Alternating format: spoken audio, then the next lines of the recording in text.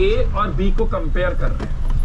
अब ए मान लीजिए साल में 3-4 बार घूमने जाता है, ए के पास अच्छा खुद का घर है, गाड़ी है, ए जो है नए कपड़े यूजुअली हर इंटरवल पे पहनता रहता है। वहीं बी जो है वो इतनी सारी फैसिलिटीज अफोर्ड नहीं कर सकता। ध्यान रखिएगा, रिलेटिव पॉवर्टी में ए और बी दोनों एब्सोल्यूट पॉवर्टी से ऊपर है, मतलब बिलो पॉवर्टी लाइन से ऊपर है। दोनों ही फूड, क्लोथिंग, शेल्टर अफोर्ड कर सकते हैं, लेकिन ए जो है वो मान लीजिए नए कपड़े खरीदता है, नई गाड़ी खरीदता है, स्वीट्स खरीदता है, दिवाली पे नए कुछ और चीजें खरीदता है, या हम ये कहें कि ए जो है वो ट्रिप्स पर जाता है हर साल 2-3 बार। वहीं बी ये सब चीजें नहीं कर पाता, तो हम कहेंगे A is relatively richer than B, और we can say B is relatively poor to A.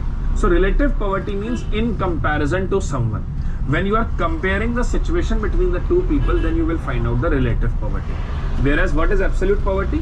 When a person is not able to fulfill the basic essentiality of the life, we call him absolute poor.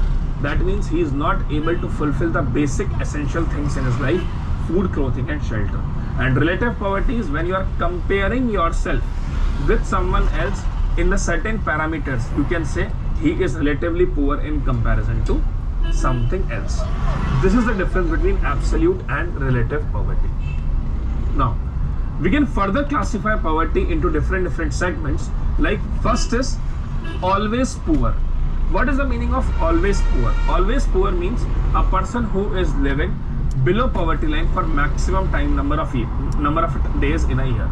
That means कोई व्यक्ति अगर 365 दिन में से 365 days में से maximum दिन poor ही रहे तो हम कहेंगे ही इज ऑलवेज पुअर। अगर कोई व्यक्ति कभी कभार बिलो पॉवर्टी लाइन से ऊपर आ जाए लेकिन मैक्सिमम टाइम वो भी गरीब रहे तो हम कहेंगे यूजुअली पुअर। दैट मींस कि वो कभी कभी ऐसा हो सकता है कि गरीबी रेखा से ऊपर है लेकिन मैक्सिमम टाइम वो भी पुअर रहता है। जैसे मान लीजिए कोई मूर्ति बनाने वाला है, अब अगर गणेश जी की मूर्ति वो बनाता है तो गणेश चतुर्थी के आसपास का जो टाइम होता है उसमें हो सकता है उसकी मूर्तियां बिक जाए तो गरीबी रेखा से ऊपर आ जाए, लेकिन उसके अलावा जो बाकी के मंथ्स हैं उन सब में वो पॉवर्टी लाइन के नीचे ही रहता है। This is usually poor.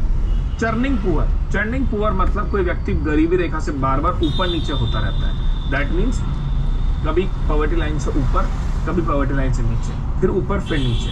तो ये यूजुअली वो व्यक्ति हो सकते हैं जैसे कोई मान लीजिए एग्रीकल्चरल लेबरर है, या मान लीजिए कोई ऐसा व्यक्ति है जिसका बिजनेस कुछ इस तरह सा है कि कभी कभी तो अच्छा बिजनेस चल जाता है, कभी कभी उसका बिजनेस फ्लॉप हो जाता है। तो we can say him a churning poor, जो पॉवर्टी लाइन से ऊपर नीचे लगातार होता रहे।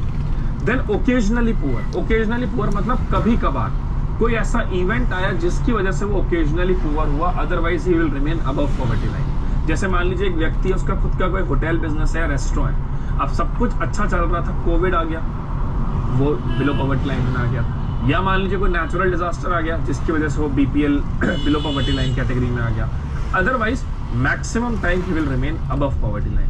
This is occasionally poor. And last is never poor. Never poor means who will remain above poverty line for the maximum 365 days in a year. मतलब पूरे 365 दिन वो हमेशा poverty line से ऊपर ही रहता है. This is never poor.